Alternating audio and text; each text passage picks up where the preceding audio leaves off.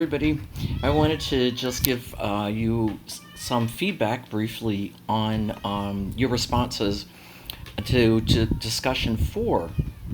I think it's four, where we talked about FAPE and the watershed moment, which I know some of you didn't agree that it was a watershed moment, and I concur. I didn't. I thought that was such an interesting. I don't know why way to put it, because to me, it I didn't see a lot in that ruling that I don't know, differed from where we are now with the law. But anyway, that's just me. But anyway, I loved your responses. It was great because there were so many different perspectives. One person is a parent who has fought for an IEP forever for their child and talked about how the student, well, his son, not making progress, um, was the reason for the need for an IEP, but it just kind of kept getting pushed aside.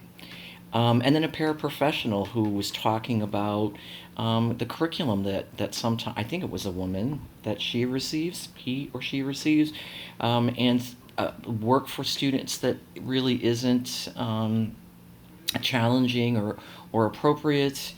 Um, and then from a teacher who talked about watching parents, in a sense, disparage the schools uh, and the progress of the student in order to get private placement and things like that. And I've seen it all. I really have seen all of that. And that's why the discussion was really great. And I loved that you engaged in it in the way that you did. Because it really is a continuing journey, really. Um, One student talked about um, this being a far cry from where we were before or something. I don't know. I wrote down far cry. I can't remember where that came from. But the idea was that considering in 1975 where the nation was in terms of legislation providing educational services for people with disabilities, we've come a long, long, long way. Things have changed very, very much, in most ways, I think probably for the better. Although there was some dissension about No Child Left Behind, which I agreed with as well. I mean, it was funny reading your replies. I'm like, I know, right? That's what I kept saying. Like, really? I'm with you. The idea, though, that we expect high standards for the kids that we work with, it's a difficult conversation. Let me put it that way. By that I mean it is so hard to always know what the pieces are of the puzzle, what's missing or what's working well, or however, to make these determinations as to what really is a high standard. I know as a teacher myself, back in the day, I would have kids who were still learning to recognize letters, and weren't even consistent at that. And the parents would be asking me like why their child wasn't reading yet. And I got some criticism for the fact that, I wasn't teaching reading. And it's a tough place to be, because on one hand, I admire the parents, and I admire those parents, and all parents who push the school because it's their kid, and they want their kid to do the things that they think they're capable of doing. And so I was using the example of reading. But I'd been in that position before where parents had unrealistic expectations for their son or daughter's progress. I don't say they had unrealistic dreams. I said they had unrealistic expectations for their progress at that moment. And it wasn't because of anything other than the child being basically at a developmental plateau. And by the way, I've always worked with kids who had more, kind of moderate to severe disabilities. So it, unfortunately, especially for the families to watch, their kids oftentimes plateaued pretty early. Um, and that became a difficult situation. For example, Down syndrome is a good example. Many kids with Down syndrome do pretty well with making developmental milestones up until 6, 7, 8, whatever, and then you just see it start dropping off, and that's hard for a parent to see. And so oftentimes there is an assumption that there's something wrong at school, that their son or daughter is not progressing the way that they would like them to progress. The hard part is it's a little bit of all of it, right? Because there are times when I've seen parents challenge teams that I thought the parents were a little unrealistic, and then the team got together and rethought something and did something for that parent, you know what I mean? And it worked. And you're like, wow, that parent was onto it. So sometimes, we think we've done everything and we haven't. We think we're right, doing the best we can, and we're not. At other times, we're dealing with families who really maybe just are ignorant. And I didn't say stupid, I said ignorant, meaning unknowing or unaware, uneducated in a certain way. Maybe they're ignorant of some things, and so they're making demands that, we perceive as being unrealistic. But I've never found a family who didn't really basically just want what's best for their child, right? And I think oftentimes these fights and things that go on at IEPs are so unfortunate.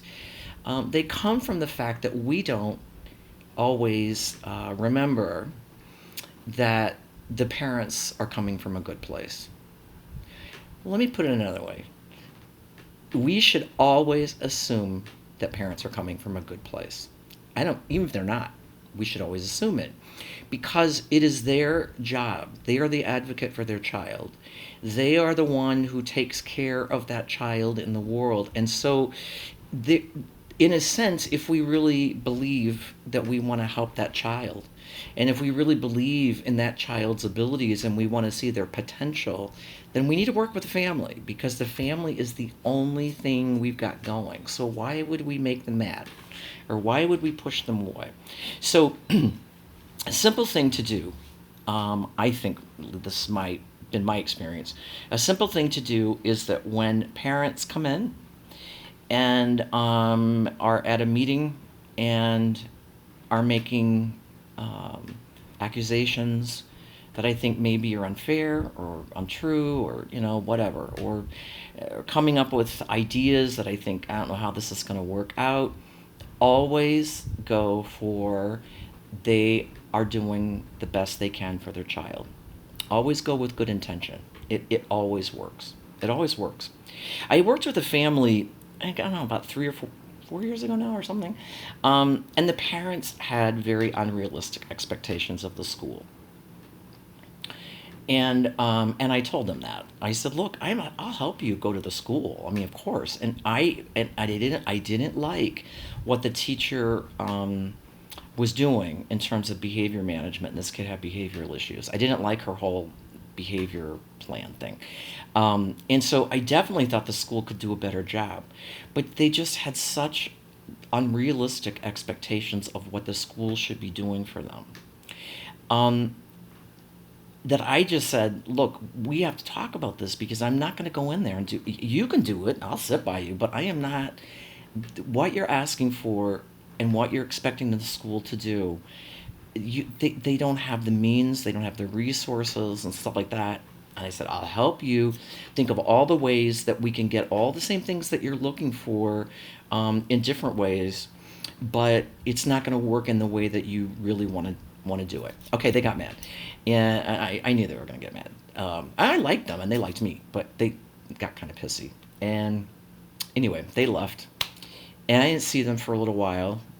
And when she came back, she said, I want to go at this again. And I started thinking about everything that you said. And I said, yeah. And she said, we were being a little unrealistic. And I said, I'm so glad, because I didn't want you to feel like I was against you. I wasn't against you. But, there are reasonable ways to do everything, right? I don't know how we get to that place in special education where we can all be reasonable. I don't know.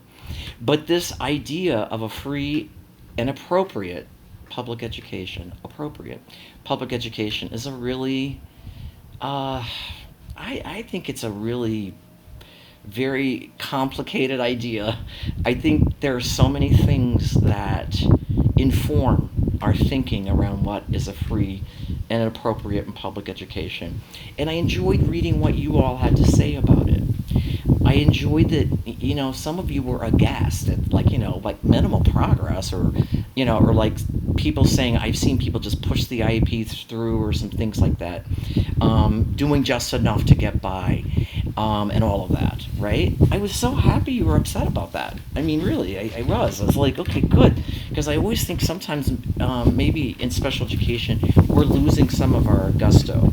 When I was in the field years ago, well, I'm still here, but when I was teaching and getting my undergrad and all that a long time ago, there was a real sort of missionary zeal about special education, about giving kids what they deserve, making certain that all kids receive the best. We were almost looking for discrimination because we had this new law and we were out there going for it. And sometimes I think we've gotten a little I don't know, passe about it. So when I read all the things you had to say, I got really excited. I was like, oh man, people get fired up still about some things like this.